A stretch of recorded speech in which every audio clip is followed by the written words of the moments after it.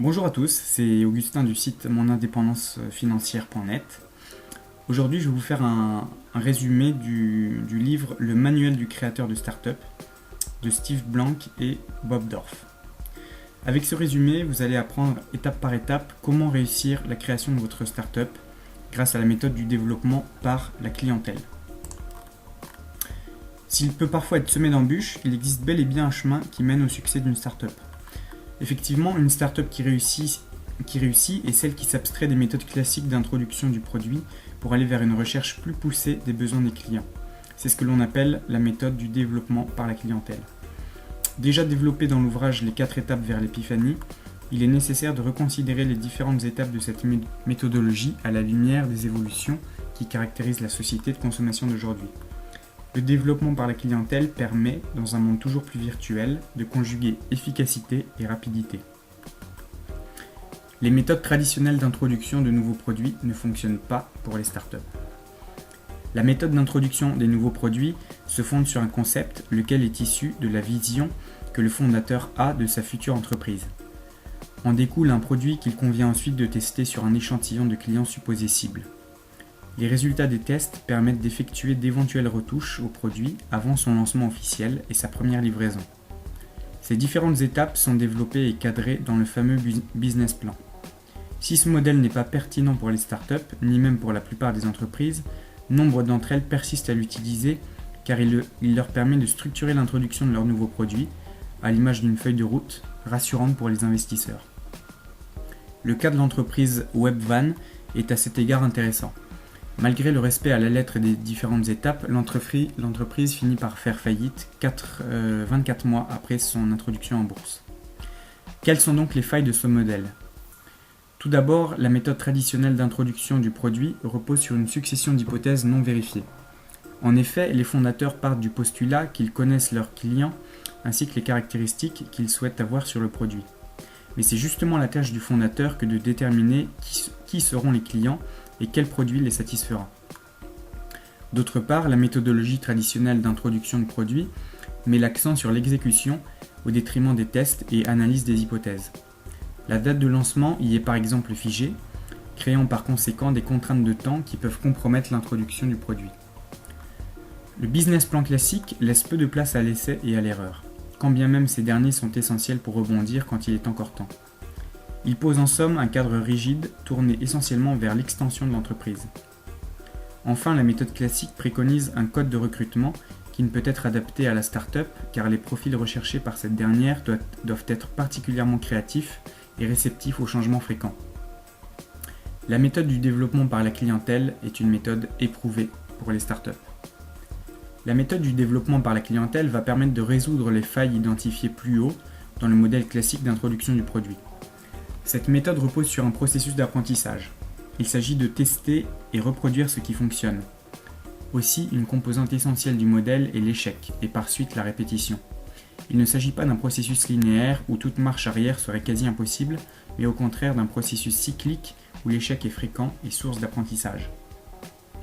Si le business plan présente un cadre trop rigide pour les startups, il n'en reste pas moins que le développement par la clientèle est lui aussi un processus structuré, en 4 étapes.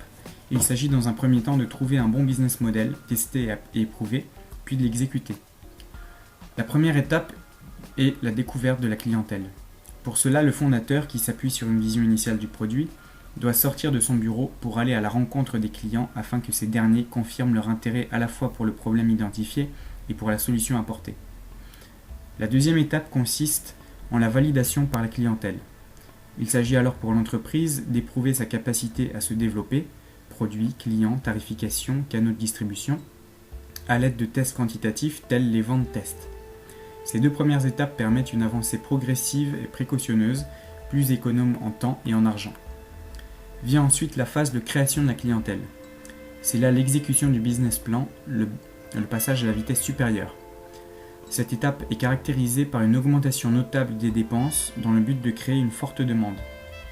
Enfin, la 4e et dernière étape est la construction d'entreprise. C'est alors que la structure passe de start-up à véritable entreprise, avec des besoins en ressources humaines plus formels et structurés. Néanmoins, cette étape comporte toujours un risque majeur, celui de perdre l'énergie entrepreneuriale initiale. Pour cela, il est souvent important de ne pas évincer les fondateurs qui, connaissant véritablement mieux que personne leur clientèle. Nous rentrerons dans les détails des 2 premières étapes, les étapes de recherche par opposition aux 2 dernières qui sont des étapes d'exécution, plus loin dans le résumé. Le développement par la clientèle repose sur quelques principes clés ainsi que sur une feuille de route un peu particulière, le business model Canva. Il est indispensable, afin d'appliquer la méthode du développement par la clientèle, de garder à l'esprit un certain nombre de principes directeurs. Tout d'abord, il n'est pas donné à tous d'être un bon fondateur de start-up. Cela requiert un état d'esprit à part, reposant sur la passion. Un bon fondateur possède une vision initiale du produit qu'il souhaite développer, mais il doit par la suite être capable de transformer cette vision en un business model qui soit solide et pérenne. Pour cela, il est nécessaire d'aller à la rencontre physique des clients potentiels, et pour plus d'efficacité, c'est bien au fondateur de le faire, non à ses employés et encore moins à des consultants. Il faut également associer le développement par la clientèle au développement agile qui permet de rebondir vite, à l'inverse du développement en cascade qui laisse peu de marge de manœuvre pour modifier les caractéristiques du produit. L'acceptation de l'échec fait par ailleurs partie intégrante du processus, et il n'est pas rare qu'il faille passer par des itérations, légères modifications, ou même des pivots, modifications importantes, du business model. Le développement par la clientèle repose sur une feuille de marque un peu particulière appelée Business Model Canva, tableau de bord visuel. Ce business model reprend les 9 composantes du business model classique, mais il se veut flexible et dynamique.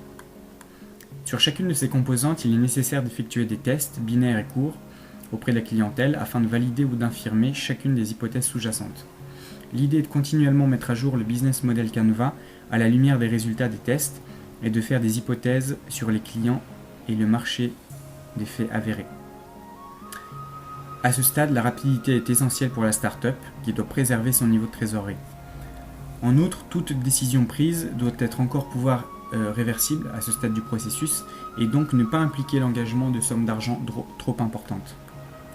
Il est intéressant ici de noter que le processus de développement par la clientèle n'est pas géré de façon identique au niveau de chaque étape.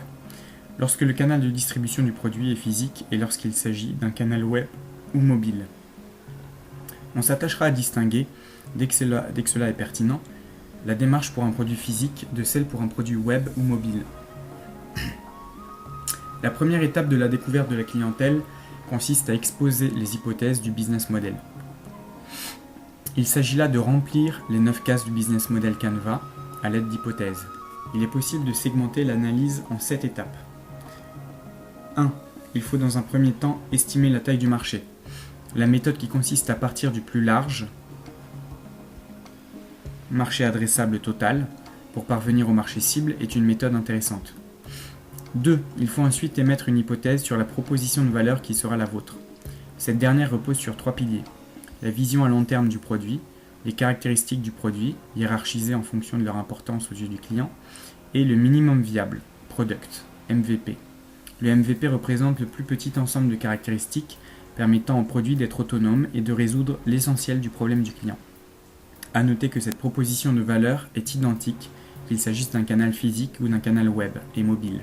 Si ce n'est que dans le cas d'un canal web ou mobile, le MVP joue un rôle essentiel dès la création de la startup. C'est un MVP à faible fidélité qui peut être mis en place dès le début. Il peut par exemple s'agir d'une page web où les clients font des remarques sur le problème que le produit est supposé résoudre. Troisièmement, la troisième partie de l'analyse concerne les segments de clientèle. Il est important de connaître les différents types de clients ainsi que leur façon de penser, le meilleur moyen d'y parvenir étant de se mettre dans la peau de chacun d'entre eux. 4. Ensuite vient l'hypothèse sur les canaux. Les stratégies diffèrent alors de façon conséquente entre le canal physique et le canal mobile ou web. En revanche, qu'il soit physique ou mobile, l'essentiel ici est de bien choisir son canal parmi une multitude de choix possibles, de telle sorte qu'il soit en adéquation avec le produit et avec la structure de coût. Le choix du canal et celui de la tarification sont interdépendants. Même si la décision finale concernant le marché peut être prise plus tard, il est sage d'élaborer d'ores et déjà une première hypothèse sur le type de marché qui sera le vôtre. Il existe 4 principaux types de marchés. Marché existant, marché resegmenté, niche ou bas prix, nouveau marché et marché clone. Idée provenant de l'étranger mais complètement nouvelle sur votre territoire. La concurrence sera plus ou moins forte en fonction du marché choisi. 6. Il s'agit ensuite d'émettre des hypothèses concernant la relation client. De l'acquisition à la fidélisation de la clientèle, en passant par son développement, il convient d'élaborer une stratégie. Par exemple, communiqué de presse, blog, publicité, vente croisée, etc. 7. Les ressources clés dont vous aurez besoin doivent par ailleurs être clairement identifiées. Elles se répartissent en 4 catégories: physique, financière, humaine et relative à la propriété intellectuelle, brevet, marque déposée. 8. Il est également nécessaire d'identifier les partenaires clés ainsi que pour chacun la nature de vos relations, à savoir ce qu'ils vous fournissent et ce que vous leur fournissez en retour. 9. Enfin, toute start-up doit émettre une hypothèse sur sa tarification et son chiffre d'affaires. Pour cela, il faut s'interroger sur 3 facteurs clés: les volumes de vente, le modèle de revenu, le prix de vente. Les revenus supposés montrent-ils une activité fructueuse ? La deuxième étape de la découverte de la clientèle, sortir de son bureau. L'objectif de cette deuxième phase est d'analyser en profondeur le problème des clients. Ainsi, les hypothèses émises lors de la première étape pourront être soit validées, infirmées ou modifiées, et un business model valide pourra alors émerger. Pour atteindre cet objectif, l'idée est de mettre en place une expérimentation à l'aide de tests. La construction des tests ne doit être ni coûteuse ni chronophage, aussi ils doivent être simples, concis et binaires. Une fois les tests élaborés, il faut aller à la rencontre des clients potentiels qui correspondent au profil type identifié lors de l'élaboration des hypothèses. Cette phase de prospection est essentielle et demande rigueur dans la façon d'aborder les prospects et patience. Il vous faudra en effet contacter environ 200 personnes pour espérer obtenir 50 retours positifs. L'objectif n'est pas de convaincre, mais d'écouter les clients afin d'identifier les différents problèmes, hiérarchiser ces derniers et analyser les solutions déjà existantes si elles existent. Si le problème perçu est bien réel et surtout crucial du point de vue des clients, alors les fondateurs sont dans une posture idéale. Il en va de même lorsqu'il s'agit d'un nouveau marché. Le fondateur expose alors directement sa vision pour la confronter aux idées des clients. Lorsqu'il s'agit d'un produit web ou mobile, alors en amont de ces tests, il convient de mettre au point le MVP à faible fidélité qui servira de support au test. Cette phase de la découverte de la clientèle va également permettre de mieux comprendre la façon de vivre et de travailler des clients, le but étant en effet de valider les hypothèses faites sur les cibles. Enfin, une fois les hypothèses validées ou non sur les clients, on essaye de mieux cerner le marché en allant interroger des acteurs des marchés adjacents ou concurrents. L'étape 3 de la découverte de la clientèle consiste à tester la solution produit. Une fois les clients et le marché mieux cernés, les fondateurs peuvent faire une mise à jour de leurs hypothèses initiales, voire d'effectuer un pivot, dans le cas où certaines hypothèses seraient considérablement modifiées. Pour cela, les fondateurs doivent réunir l'ensemble de l'équipe de direction pour un partage des informations obtenues suite à cette première série de tests. Si le choix est fait de poursuivre, alors l'étape suivante est celle de la conception de la solution produit. Après avoir testé l'importance du problème aux yeux des clients ainsi que la pertinence des solutions actuelles, il faut désormais s'intéresser à la solution des fondateurs et la tester. Il s'agit de savoir si la solution produit est suffisamment satisfaisante pour que les clients optent pour celle-ci.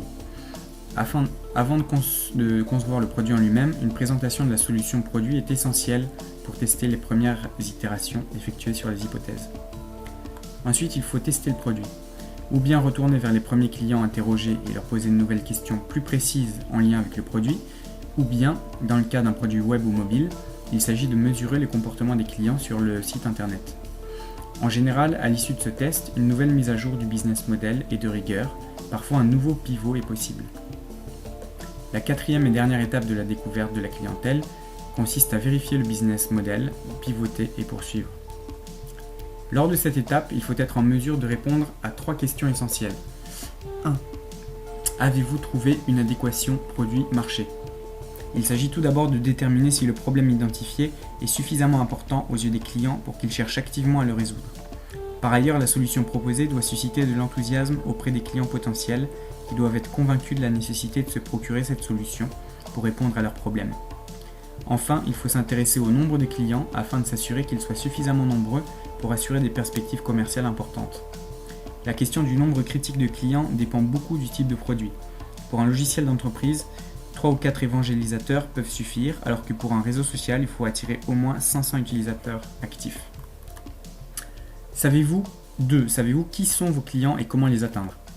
Il faut ici s'assurer de comprendre les profils types des différents segments de clientèle, leur journée type, leur lecture, influence, habitudes, etc. Une fois les clients ciblés cernés, il convient de maîtriser les coûts d'acquisition de ces derniers. Cette étape est cruciale car elle exige des dépenses importantes et toute erreur d'appréciation pourrait s'avérer préjudiciable pour la pérennité du projet. 3. Pouvez-vous réaliser des bénéfices et développer votre entreprise? Il s'agit alors de faire des prévisions de rentabilité sur les 4, si possible 8 trimestres à venir, afin de déterminer si les hypothèses retenues pour le développement de la start-up sont pérennes. À ce stade, il est encore possible d'effectuer un pivot. Il est d'ailleurs préférable de l'effectuer plutôt que de se lancer avec des incertitudes, car c'est risqué de mener la start-up à sa perte. Une fois les modifications éventuelles effectuées et validées, il est enfin temps de poursuivre en passant à la seconde phase de la méthode du développement par la clientèle, la validation par la clientèle. La seconde phase du développement par la clientèle comporte elle aussi 4 étapes.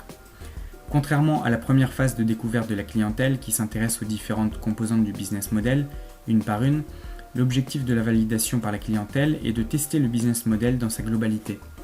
Il est important à ce stade de garder à l'esprit qu'il s'agit toujours d'une recherche d'un business model et non d'une exécution d'un business model connu. Aussi, il convient en premier lieu d'élaborer une feuille de route commerciale, avant même d'investir massivement dans une force de vente pour l'acquisition de la clientèle, car l'organisation d'une force de vente est pertinente si et seulement si la correspondance produit-marché est prouvée grâce à des commandes réelles. Pour cela, il va falloir effectuer une nouvelle série de tests basés sur l'analyse des commandes clients. Au même titre que la première étape de découverte de la clientèle, la phase de validation par la clientèle se compose de 4 étapes que nous allons développer ci-dessous. Étape 1. Préparez-vous à vendre. L'objectif de cette étape est la mise en place d'outils qui vont permettre de tester la capacité de la start-up à acquérir des clients. En premier lieu, il est nécessaire de trouver l'énoncé de positionnement. Ce dernier doit être un message court, clair et convaincant. Les actions à effectuer ensuite sont très différentes entre un produit du canal physique et un produit du canal web mobile. Pour cette raison, nous distinguerons les deux. Néanmoins, on notera que même les startups du canal physique doivent savoir maîtriser les outils en ligne, sites web, réseaux sociaux, etc., pour acquérir une clientèle. La préparation à la vente passe d'abord par la préparation des supports de vente. Canal physique. Les supports de vente n'ont pas pour objectif de provoquer l'acte d'achat chez les prospects, mais bien d'éveiller leur curiosité et les amener à communiquer avec les commerciaux. Voici une liste des éléments indispensables pour préparer une vente. Un site web, une présentation PowerPoint, des démos, prototypes et vidéos, des fiches techniques et enfin des listes de prix, contrats et systèmes de facturation. Canal web et mobile. Dans ce cas, il s'agit de mettre en place des outils d'acquisition et d'activation spécifiques. Un plan d'acquisition doit être mis en place, suivi d'un plan d'activation. Il est ensuite possible d'acheter les outils d'acquisition tels l'emailing, l'optimisation par les moteurs de recherche, ainsi que les outils d'activation, animation et c'est gratuit. La préparation à la vente exige ensuite de recruter un sales closer dans le cas du canal physique et d'élaborer un MVP à forte fidélité pour un canal web ou mobile. Enfin, pour clore cette étape de préparation à la vente, toute start-up, de quelque type qu'elle soit, se doit d'officialiser le conseil consultatif. Étape 2. Sortez de vos bureaux et vendez au premier évangélisateur. À nouveau, cette étape doit être abordée différemment en fonction du canal choisi. Canal physique. La première chose à faire est de contacter ceux que l'on a qualifiés de premiers évangélisateurs. Ce sont ces derniers qui à la fois sont visionnaires et possèdent le budget nécessaire pour potentiellement acheter le produit. Convient ensuite le moment de vendre. Il est important de ne pas céder à la tentation de baisser son prix, que ce soit pour attirer plus de clients ou pour satisfaire les exigences des premiers évangélisateurs. Baisser son prix reviendrait finalement à biaiser le test de vente et à manquer le réel enthousiasme que suscite votre produit. Mais amener une proposition commerciale n'est pas chose aisée. C'est donc un exercice qu'il convient de bien préparer en amont, notamment en se renseignant sur l'entreprise adressée et les interlocuteurs clés. À l'issue de cette étape, si le nombre de commandes obtenues est jugé insuffisant, cela signifie qu'une ou plusieurs des hypothèses du business model n'est toujours pas correcte. Il faut effectuer un nouveau pivot. À force d'entretien et de recherche préliminaire, une feuille de route commerciale de plus en plus précise se dessine avec étape par étape les actions qui ont mené à l'émission d'une commande. Enfin, dans le cas où la vente serait indirecte, et donc où il y aurait des partenaires de distribution, il est essentiel de tester les ventes auprès de ces derniers. Canal web mobile. Il s'agit dans ce cas de chercher à optimiser l'acquisition de la clientèle. Cette optimisation peut porter sur le volume de clients, mais aussi sur le coût d'acquisition d'un client ou encore sur le taux de conversion, visiteurs activés qui deviennent des clients ou utilisateurs. Les deux principaux outils d'optimisation sont le test et la mesure, sur la base des données. À titre d'exemple, les cartes de chaleur permettent de suivre le regard d'un client sur le site web, lieu de passage de la souris, et déceler ainsi des zones qui attirent plus l'œil que d'autres, zones rouges. Une fois acquise, il est important également d'optimiser la fidélisation et le développement de la clientèle. Enfin, comme pour le canal physique, il est important de tester les ventes auprès des partenaires de trafic. Étape 3. Mettez au point votre positionnement. La troisième étape de la validation par la clientèle est l'élaboration des positionnements du produit et de l'entreprise. Aucune distinction en fonction du canal n'est nécessaire. Tout d'abord, il convient de mettre au point le positionnement du produit. L'idée est de peaufiner le positionnement élaboré au début de l'étape de validation par la clientèle à l'aide des retours clients obtenus. Il est par ailleurs indispensable de faire correspondre le positionnement au type de marché. Par exemple, la stratégie de positionnement qui consiste à mettre l'accent sur la différenciation, si elle fonctionne sur un marché existant, ne saurait être viable dans le cas d'un marché clone. Ensuite, parfois en amont du positionnement produit, il s'agit de mettre au point le positionnement de l'entreprise. À nouveau, le positionnement de l'entreprise doit se faire en fonction du type de marché. Pour terminer, valider son positionnement auprès des analystes et influenceurs est indispensable avant de passer à la quatrième et dernière étape de la validation par la clientèle. Étape 4. Pivoter ou poursuivez. La dernière étape de la validation par la clientèle est primordiale car elle permet de décider s'il faut poursuivre et par la suite dépenser des milliers voire des millions ou au contraire s'il faut à nouveau pivoter. Pour décider, il faut tout d'abord rassembler toutes les informations obtenues et traiter les éventuelles contradictions ou anomalies. Pour cela, il est utile de se servir d'une feuille de contrôle du business model qui liste toutes les questions auxquelles il faut être capable de répondre pour avoir un business model viable. Parfois, certaines anomalies ou contradictions exigent de nouveaux entretiens et mènent à un pivot du business model. Mais le caractère viable du business model n'est pas suffisant. Il est ensuite nécessaire de s'assurer qu'il est soutenu par un modèle financier viable lui aussi, en gardant toujours en tête le nombre de jours de trésorerie disponibles. Il s'agit donc à ce stade de s'intéresser à certains éléments essentiels du business model, qui représentent soit des coûts, des sources de revenus ou encore des moteurs de la croissance. Par exemple, le poste relation client permet de déterminer quels sont les coûts d'acquisition de la clientèle, mais aussi les coûts de résiliation de celle-ci. Enfin, il est temps de repasser une dernière fois chacun des éléments du business model. Cette étape est nécessaire car si le feu vert est donné par les investisseurs, alors la start-up entre dans la troisième phase, la création de la clientèle, qui exige des dépenses considérables qui, en cas de mauvaise appréciation de la pérennité du modèle, s'avérerait rapidement préjudiciable pour l'entreprise. Il convient donc ici de vérifier la proposition de valeur, le calendrier de livraison, le modèle de revenu-coût, le caractère optimal du business model dans son ensemble. Il est encore possible de pivoter, mais cela vous contraint à reprendre au moins le processus de validation par la clientèle, si ce n'est parfois la découverte de la clientèle. Conclusion. Pour conclure, monter une start-up exige rigueur et patience. Cette rigueur ne doit pas être cadrée grâce aux méthodes dites traditionnelles, qui fonctionnent pour les grandes entreprises. La méthode qui a fait ses preuves est celle du développement par la clientèle. Elle comporte 4 grandes étapes. Nous avons développé ici les 2 premières, à l'issue desquelles vous avez fait une bonne partie du chemin. Il vous faudra ensuite continuer avec les étapes d'exécution du business model, la création de la clientèle et la construction d'entreprise. Qu'est-ce que vous pouvez retenir de ce résumé ?